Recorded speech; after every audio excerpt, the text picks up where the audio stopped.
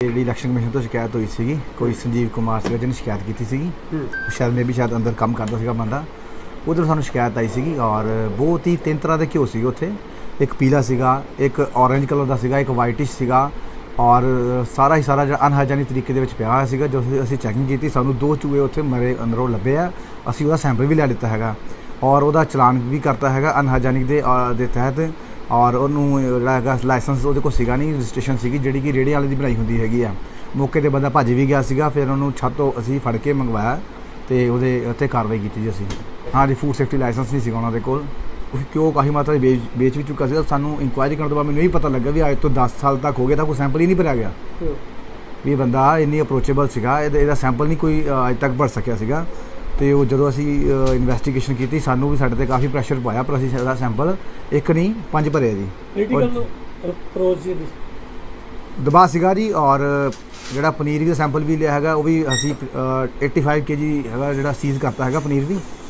और 4 घ्यो सैंपल ले लेते जी। सैंपल असी लिते 25 ड्रमां दे विचों 4 सैंपल लिते हैं होमोजीनाइज करके मिक्सिंग 4 सैंपल है घ्यो दे है जी और जिहदे एक सैंपल A19 ड्रम है जिहदे चूहा मरे पे सीगे वो असीं सैंपल लिते हुए हैं। सर जो चूहा मरिया हुआ सी किंदे विच हैगा सीगा वो A19 ड्रम मार कीता सी उत्थे सीज कीते उत्थे पिया है की कार्रवाई कीती सर असीं उत्ते सर उहदा जिहड़ा एज ए पर रूल्स सैंपल लै लिता बाकी 2 दिनां च असीं रिपोर्ट भेजती है थाने नूं भी भेजती हैगी है भी जिहड़ी कार्रवाई अगली कार्रवाई पिंजर DC साहब नूं भेजती है इलैक्शन कमीशन नूं भेजती है और अपने कमिश्नर साहब नूं भेजती है। सानूं इलैक्शन कमीशन वालों शिकायत आई सी जिहड़ी डेयरी है उहदा नाम है अशोका डेयरी तो यह हैगी फिरोजपुर कैंट दे विच बाजार नंबर 7 तो सानू चैकिंग के दौरान पाया गया कि अराउंड 5000 kg ऑफ घ्यो सीगा जी जोड़ा बहुत ही अनहाइजीनिक कंडीशनस पिया सी ते कुछ ड्रम्स दे विच ईवन सानू 2 चूहे भी मिले जी एक ड्रम दे विच मक्खी मच्छर जाले वगैरह बहुत ही बुरा हाल सी जी। सर की कार्रवाई की कीती हैगी है और उत्ते की बरामद होया असी सैंपल्स लए है जी टोटल मैं 5 सैंपल्स लए है जी तो असी जेड़ा बाकी सारा माल सी वो सारा सीज करता है जी।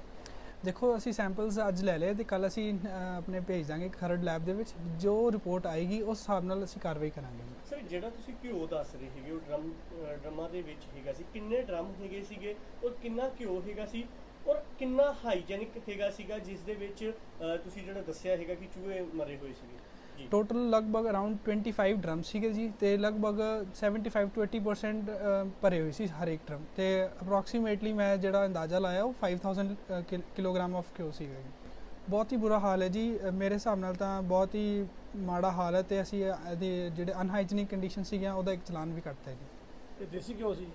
हाँ जी देसी घ्यो सीगा जी बाकी देखो बाकी जो रिपोर्ट आएगा उदों पता लगेगा कि अडल्ट्रेशन किस लैवल की है तो कितनी है जी। जी देखने च तो यही लग रहा सी चूहा लग रहा सी जी मच्छर मक्खी बहुत ज़्यादा डिस्टर्बिंग सीगा जी।